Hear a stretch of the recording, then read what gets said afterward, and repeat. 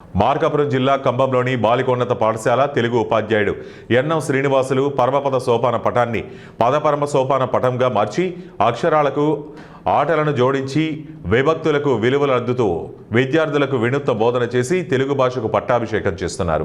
శనివారం స్థానిక ప్రభుత్వ ఉన్నత పాఠశాలలో నిర్వహించిన క్లస్టర్ సమావేశంలో ఉపాధ్యాయుడు వై శ్రీనివాసులు తనదైన శైలిలో బోధనా నైపుణ్యాలను ప్రదర్శిస్తూ అందరినీ ఆకట్టుకున్నారు. యథా రాజా తదా ప్రజ అంటూ రాజు గంభీరంగా ఉండాలని, సైనికుడు సునకంలా విశ్వాసపాత్రుడై ఉండాలని, మంత్రి పులిలా చురుకైన వాడై ఉండాలని, ఎవరెలా ఉండాలో వారలా ఉంటే వ్యక్తిత్వానికి వన్నె తెచ్చిన వారవుతారని తెలుపుతూ విద్యార్థులను తీర్చిదిద్దేందుకు తీరైన నైపుణ్యాలను సొంతం చేసుకోవాలన్నారు. చారిత్రక కళాకృతులను పరిచయం చేస్తూ తాళపత్ర గ్రంథాలను రూపొందించి గతకాల వైభవాలను, వర్తమాన వాహికలను, భవిష్యత్తులో భాగవతాలను వివరించి ఆటపాటలతో అలరించి వినూత్న బోధన చేస్తున్న ఉపాధ్యాయుడు శ్రీనివాసులు వైవిధ్య చాతుర్యాన్ని విద్యాశాఖ అధికారులు, ఉపాధ్యాయులు వేణోళ్ల కొనియాడుతున్నారు.